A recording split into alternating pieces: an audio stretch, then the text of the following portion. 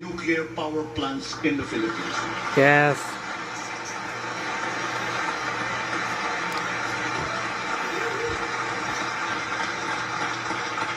We will comply, of course, with the international limited.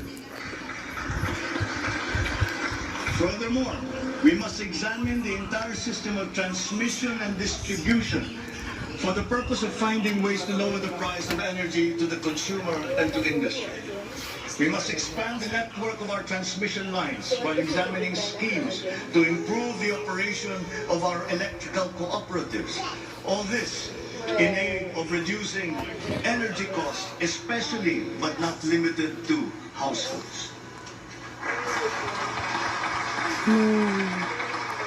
All this impetus for development and growth we undertake within the context of accelerating climate change and extreme weather conditions. Though we are a minor contributor to climate change globally, we have the unfortunate distinction of being one of the most vulnerable countries to the effects of climate change. For the welfare of our people, it is incumbent upon us to alleviate the effects of that vulnerability.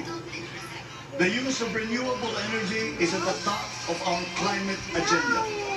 We will increase our use of renewable energy sources such as hydropower, geothermal power, solar, and wind. Geographically, we are a disaster-prone country. Capacity building for our natural disaster resiliency is therefore a must. Investment in science and technology is imperative to enable us to have accurate weather forecasts and on-time disaster alerts.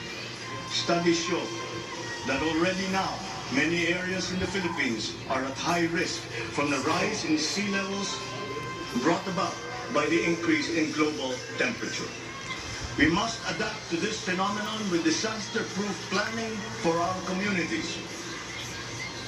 We will also look into the precarious fresh water supply situation in the country, especially in our urban areas. Many of our water supply systems date back to the 1950s, and they must now be rehabilitated and improved. I've instructed the DNR together with the DPWH to explore possible partnerships with the private sector to address this crucial situation. The Philippines has excellent laws on the environment, but we have to guarantee that these laws are properly enforced. And this will require a great deal of coordination and cooperation between concerned government agencies and private stakeholders. Companies who exploit our natural resources must follow the law. We all have the responsibility. No question that the preservation of the environment is the preservation of life. If we cannot mitigate climate change, all our plans for the economy, all our plans for our future will be for naught. Bawat Pilipino sa ibayong dagat na nagsasakripisyong lisanin ng kanyang pamilya sa Pilipinas upang maghanap buhay ay nararapat lamang magkaroon ng pamahalang na tatawag nilang tahanan habang nasa ibang bayan. Ito ang papel na gagampanan ng kagawaran ng manggagawang mandarayuhan o Department of Migrant Workers matapos itong ideklara bilang ganap na ahensya ng gobyerno ng isang taon. Ang kagawarang ito ang magsisilbing kanlungan ng ating mga kababayan sa gitna ng mundong walang kasiguruhan at mahigpit na kompetisyon. Ito ang maglalatag sa kanila ng mga oportunidad. Titiyak na ang kanilang mga hanap buhay ay tugma sa kanilang mga kasanayan. Maninigurong akma ang sahod at maayos ang kalagayan sa kanilang mga kumpanya at mga ngalaga sa kanilang mga pamilya habang sila ay nasa malayo. Gagawin natin ito sa pamamagitan ng pag-aalis ng red tape sa sistema ng pagsusulong ng digital empowerment. We shall automate the verification of contracts and issue secure overseas employment certifications that you can keep on your smartphone.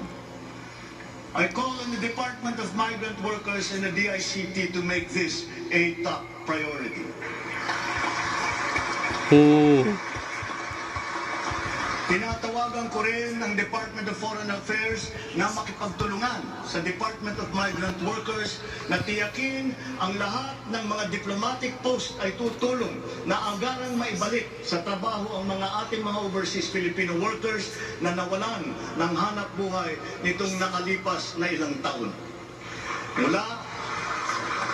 Mula sa 3 buwan ay gagawin na lang nating 3 linggo para sa isang dayuhang employer na iproseso ang mga papeles ng Pilipinas ng Pilipinong nais nitong kunin bilang empleyado.